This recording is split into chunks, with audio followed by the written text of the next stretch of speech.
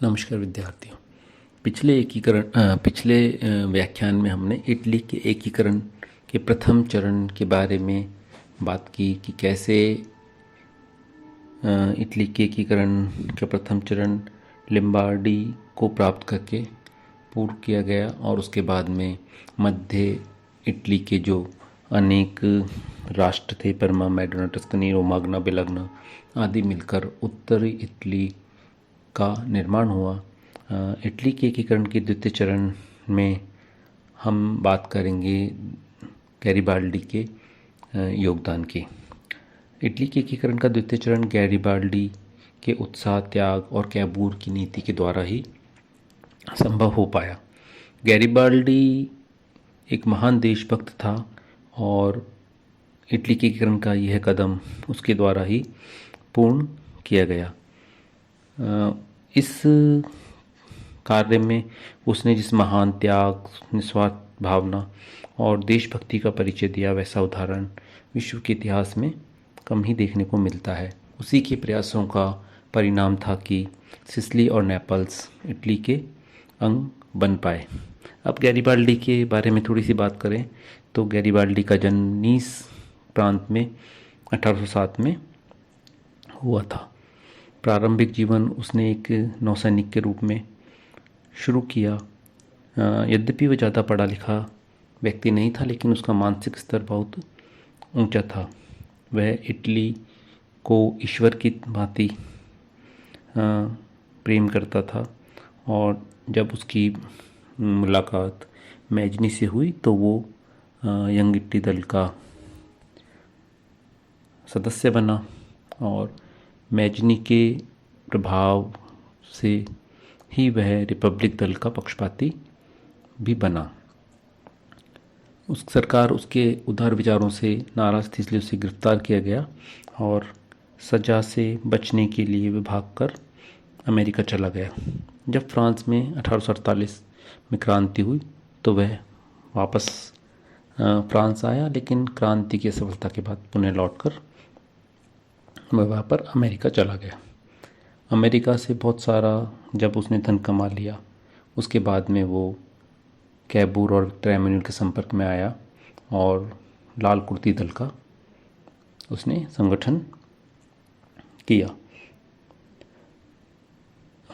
उसके स्वयंसेवकों की संख्या धीरे धीरे बढ़कर 3000 तक आ गई और इस सेना ने इटली के एकीकरण में बहुत बड़ा योगदान दिया।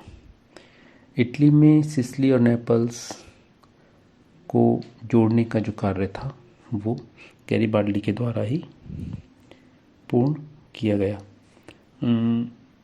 अमेरिका से लौटने के बाद में उसने 1854 में कैप्रिका नामक द्वीप खरीद लिया और वहाँ पर वो खेती करने लगा, लेकिन इटली की दुर्दशा के कारण वो पुनः स्वतंत्रता संग्राम या एकता के लिए प्रयत्नशील हो गया।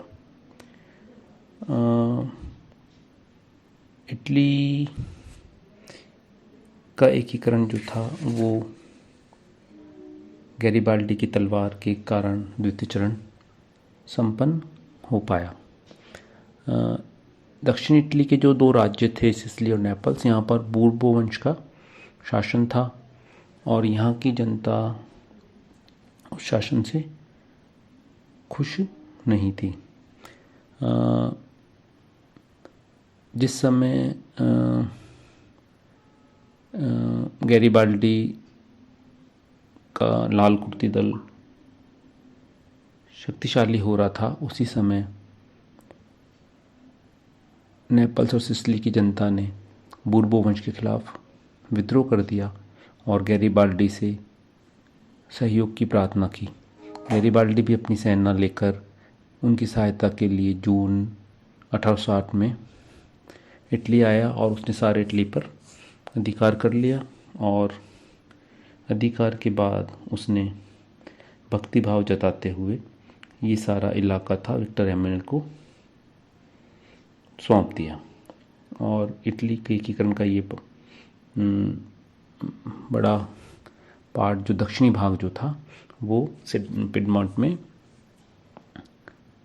सम्मिलित हो गया।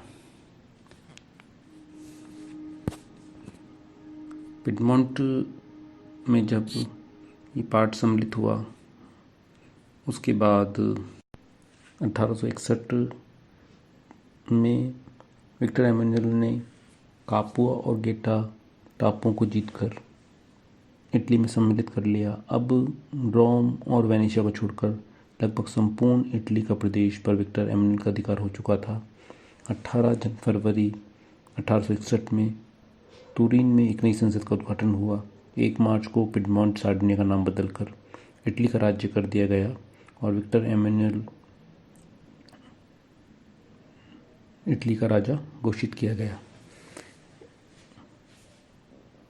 इस अवसर पर गैरिबाल्डी भी वहाँ पर उपस्थित था। उसने जनता से आग्रह किया कि इटलीवासी विक्टर एमेनुएल के प्रति अपनी श्रद्धा और भक्ति दिखाएं और इस तरह इटली के एकीकरण का द्वितीय चरण पूर्ण हुआ।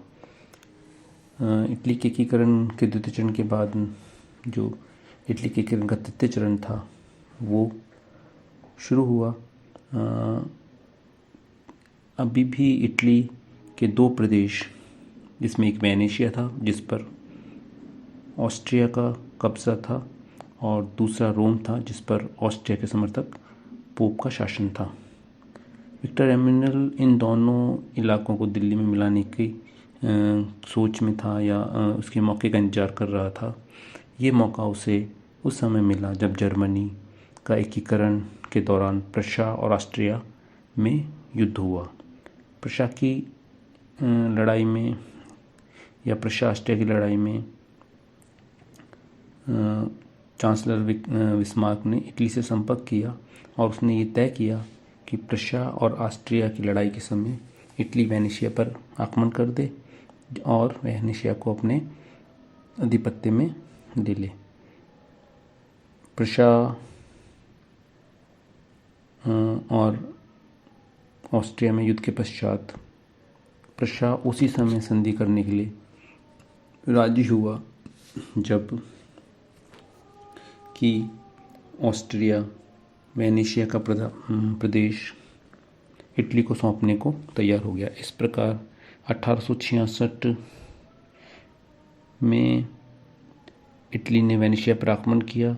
युद्ध में ऑस्ट्रिया पराजित हुआ और संधि के समय बिस्मार्क ने ऑस्ट्रिया को बाध्य किया कि वो इटली को वेनेशिया का प्रदेश दे दे। इस तरह 1866 में वेनेशिया इटली का अंग बन गया और इटली का लगभग एकीकरण पूर्ण हो गया। अभी भी रोम का प्रदेश जो कि पोप के आधिपत्य में था वो इटली के पास में नहीं आया और ये प्रदेश इटली को 1870 में प्राप्त हुआ। प्रशा और इस समय जर्मनी के एकीकरण की तैयारी में था और प्रशा ने जर्मनी के एकीकरण के लिए अंतिम लड़ाई फ्रांस से 1870 में लड़ी। इस लड़ाई के लिए प्रशा के चांसलर बिस्मार्क ने कूटनीति तैयार करते हुए विक्टर एमेनुएल द्वितीय को बताया कि युद्ध के दौरान फ्रांस जब रोम से अपनी सेना हटाए उसी समय स्थिति का लाभ उठाकर विक्टर एमेनुएल रोम पर आक्रमण कर दे और उसे अपने कब्जे में ले ले। विक्टर एमेनुएल ने ऐसा ही किया। इसके बाद में रोम में जनमत संग्रह कराया गया जिसमें पोप को मात्र 46 मत प्राप्त हुए और इस प्रकार रोम इटली में शामिल हो गया और 1871 में रोम संयुक्त इटली की राजधानी बना। इस प्रकार इस समय विक्टर एमेनुएल ने जनता को संबोधित करते हुए कहा कि हम रोम में आ गए हैं और अब यहीं रहेंगे। इटली के एकीकरण का अब पूर्ण रूप से हो गया। इटली का एकीकरण इस समय पूर्ण रूप से हो गया और अब इटली एक राष्ट्र के रूप में विश्व के समक्ष एकीकृत राष्ट्र के रूप में विश्व के समक्ष उपस्थित हुआ। इस प्रकार हमने देखा कि विभिन्न चरणों के द्वारा इटली का एकीकरण पूर्ण हुआ। प्रथम चरण में लिम्बार्डी का प्रदेश, जो कि ऑस्ट्रिया से जीता गया, वो मिला इटली को, और इसी समय मध्य इटली के राज्य परमा, मेडना, टस्कनी, रोमागा, बोलोग्ना आदि इटली को प्राप्त हुए। द्वितीय चरण में गैरिबाल्डी के सहयोग से सिसिली और नेपल्स का प्रांत इटली को प्राप्त हुआ। तृतीय चरण में ऑस्ट्रिया और प्रशा के युद्ध के समय वेनेशिया का प्रांत इटली को मिला, और अंतिम रूप से 1870-71 में फ्रैंको प्रशिया वार के समय रोम का प्रदेश भी इटली को प्राप्त हो गया। अब केवल पोप के पास वेटिकन सिटी का छोटा सा राज्य रहा, बाकी संपूर्ण इटली अब एक व्यक्तिगत इकाई के रूप में संगठित हो गया। अगले अध्याय में अगले व्याख्यान में हम जर्मनी के एकीकरण के बारे में बात करेंगे। धन्यवाद।